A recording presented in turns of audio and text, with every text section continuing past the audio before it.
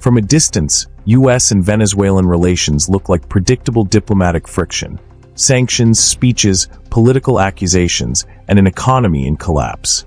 But when you analyze the verified actions, official decisions, and documented operations from the past several years, the pattern resembles something far more deliberate. A sustained pressure campaign executed across economic, intelligence, maritime, and covert channels. Not a declared conflict, but a controlled, low-visibility engagement. A form of warfare designed to achieve strategic objectives without crossing into open combat. The operational shift began in January 2019. The United States made a decisive political move by recognizing Juan Guaidó as Venezuela's interim president. This was not symbolic. In military analysis terms, it was a strategic signal that Washington no longer viewed Nicolás Maduro's administration as a legitimate command authority. That recognition made Venezuela not just a diplomatic adversary, but a political target for maximum pressure operations. The recognition itself is publicly documented and remains one of the clearest indicators of U.S. intent. Within days, the United States moved to strike at Venezuela's center of gravity, oil revenue. Sanctions against PDVSA, Venezuela's state oil company, were expanded and sharpened. In military economic terms, this was the equivalent of cutting off a nation's supply lines. PDVSA provides approximately 90% of Venezuela's export earnings. Targeting it was a calibrated action engineered to degrade the state's operational capabilities without deploying a single soldier. Treasury documents and global reporting confirm the timing and intensity of these sanctions. Washington simultaneously activated a political information warfare component. Key Venezuelan officials, shipping companies, and financial networks were sanctioned. Opposition groups received increased diplomatic backing. Funding for humanitarian and civil programs surged, but so did messaging campaigns aimed at splitting Venezuela's political cohesion. This combination, legal pressure, economic interdiction, and information operations, is standard doctrine for non-kinetic regime pressure. In Venezuela's case, the impact was swift. Revenue collapsed, foreign partners retreated, and internal fractures widened, even as the security forces remained loyal to Maduro. By 2020, the situation escalated beyond sanctions. A small paramilitary incursion, later known as Operation Gideon, landed on Venezuela's coast. Although the U.S. government denied involvement, the operation demonstrated an unmistakable pattern. Private security contractors, Venezuelan exiles, and foreign paramilitaries attempted to strike at the regime's leadership and critical infrastructure. The raid failed, but it exposed a major shift. Venezuelan internal security was now responding to hybrid threats, deniable armed elements capable of creating strategic shock.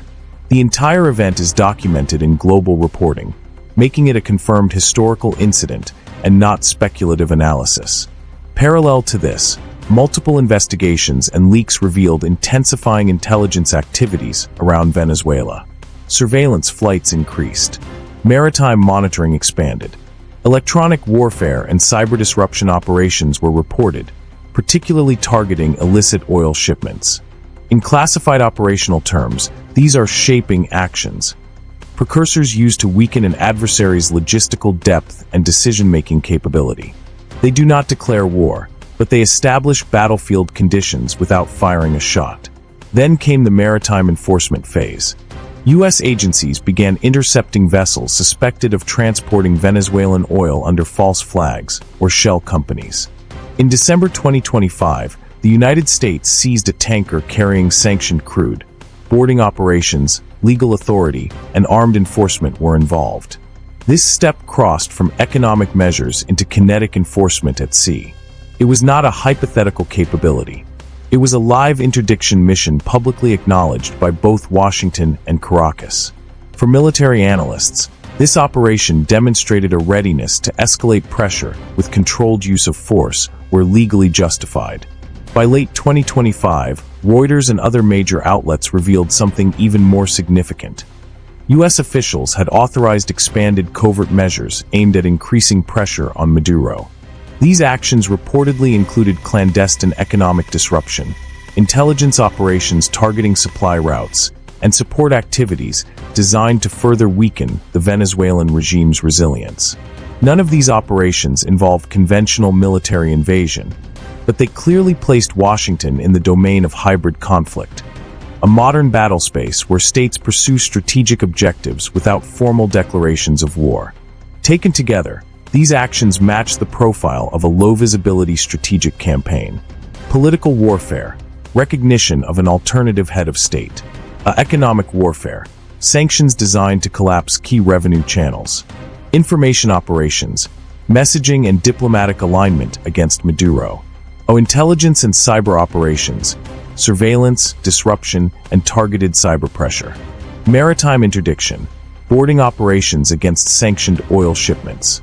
Clandestine actions, as reported, authorized covert activity to destabilize the regime's survival networks.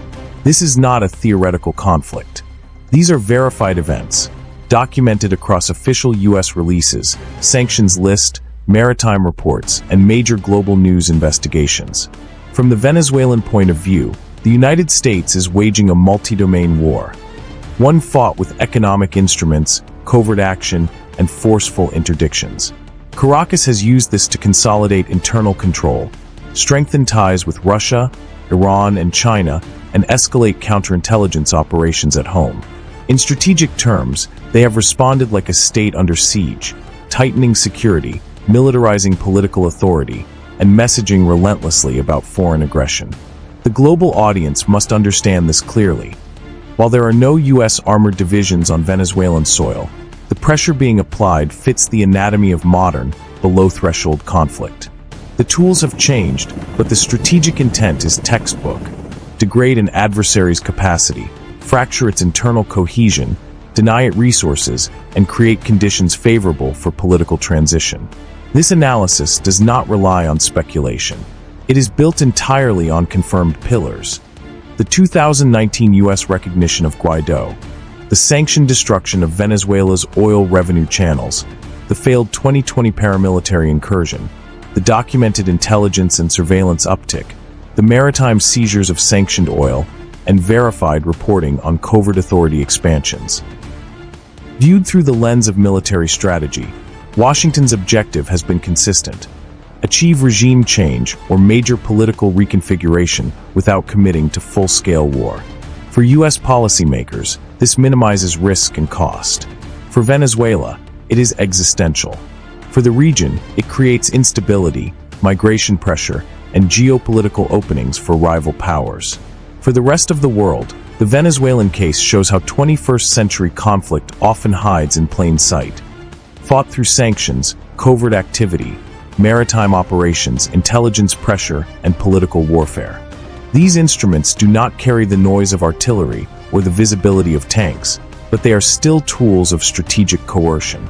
This is the unknown war between the United States and Venezuela, a conflict without declaration, without battlefields, but not without consequences. A conflict waged in the shadows, documented in official records, and understood globally as a modern form of warfare that sits below the threshold of open combat, but above the line of peace.